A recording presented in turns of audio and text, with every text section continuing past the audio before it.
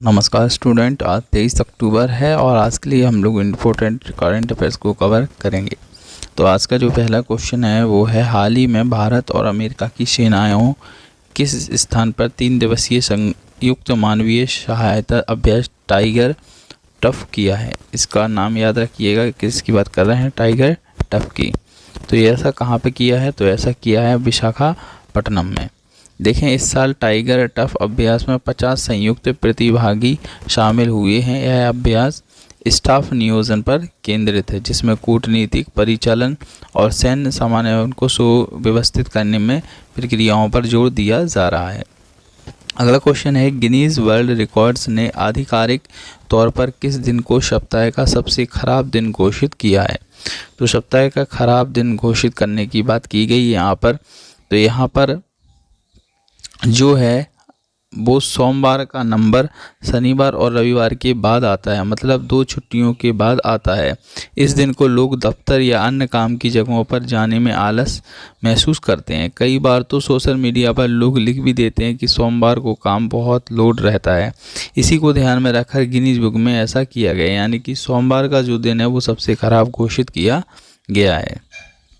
अगला क्वेश्चन है, भारत के नए राजस्व सचिव कौन बने हैं। तो भारत के नए राजस्व सचिव जो हैं वो संजय मल्होत्रा जी बने हैं। इन्होंने तरुण बजाज की जगह ली है, जो नवंबर के अंत में सेवानिवृत्त हो रहे हैं। अगला क्वेश्चन है, हाल ही में किस राज्य में प्रदूषण मुक्त दिवाली अभियान शुरू किया गया। तो प्रदूषण मुक्त जो दिवाली का अभियान शुरू किया वो दिल्ली में किया गया है।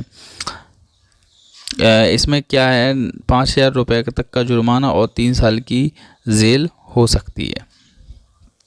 अगला क्वेश्चन है, हाल ही में ओयो माइट्रेव और गो IBO पर भारत प्रतिस्पर्धा आयोग ने कितने करोड़ रुपए का जुर्माना लगाया है।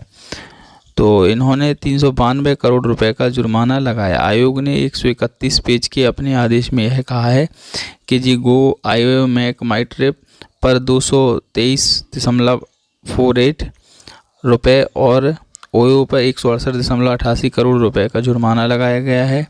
MMT गो पर यह आरोप लगाया कि उसने होटल भागीदारों के साथ अपने समझौते में मूल्य समानता लागू की। इस तरह के समझौते के तहत होटल भागीदारों को अपने कमरे किसी दूसरे मंच या ऑनलाइन पोर्टल पर उस कीमत से कम कीमत पर देने की अनुमति नहीं है, जिस कीमत पर वे इन 2 संस्थाओं के मंच पर पेशकश कर रहे हैं।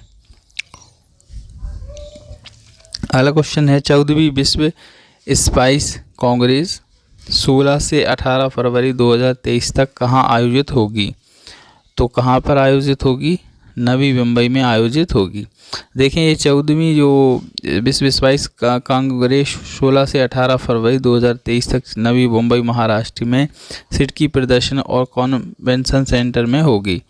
इसका मोटिव क्या है, यानी कि इसका विज़न क्या है। 2023 का स्पाइस स्थिरता, उत्पादकता, नवाचार, सहयोग, उत्कृष्टता और सुरक्षा को वर्तमान में वर्ल्ड स्पाइस कांग्रेस के विषय के रूप में चुना गया है। अगला क्वेश्चन है, अंतर्राष्ट्रीय हकलाहट जागरूकता दिवस कहाँ मनाया जाता है। हकलाहट दिवस जो है वो 22 अक्टूबर को मनाया जाता है। भारत में हकलाहट के लोग कितने प्रतिशत हैं, तो 1.5% लोग इस समस्या से ग्रसित हैं और इस दिवस को सबसे पहले 1998 में मनाने की घोषणा की गई थी। 1161 करोड़ रुपये के वार्षिक दान के साथ देश के सबसे बड़े परोपकारी कौन बन गए हैं। तो शिव नादर जी जो हैं वो सबसे बड़े देश के परोपकारी बन गए हैं। देखें, एडविल गिल्ड हुरन इंडिया परोपकारी सूची 2022 के मुताबिक नादर प्रतिदिन 3 करोड़ रुपए दान करते हैं। ये सबसे ज़्यादा दान करते हैं, ध्यान रखना इस बात को।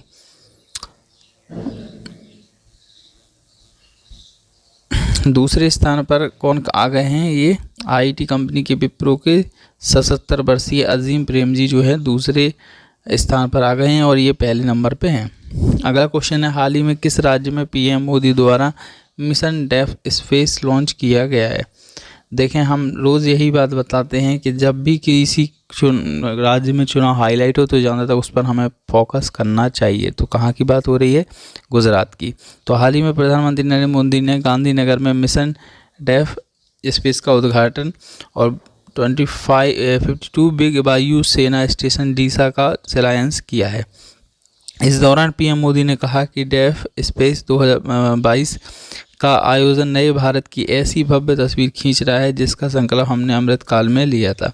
पीएम ने साथ में यही भी कहा है कि ये देश का पहला डिफेंस एक्सपो होगा जिसमें केवल भारतीय कंपनी ही भाग लेगी, केवल मेड इन इंडिया के उपकरण ही बनेंगे।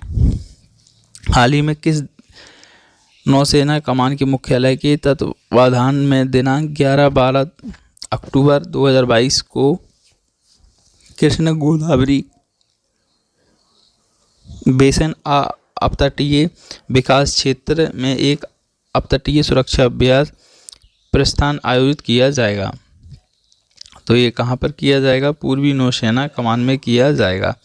6 महीने में आयोजित यह अभ्यास इस उद्देश्य के साथ किया जा रहा है कि तटीय रक्षा में शामिल सभी समुद्री हितधारकों के प्रयास को एकत्रित करना के उद्देश्य से किया जा रहा है। तो ये आज की कुछ करंट अफेयर्स थे। चैनल को लाइक शेयर सब्सक्राइब कीजिएगा। थैंक यू देखने के लिए।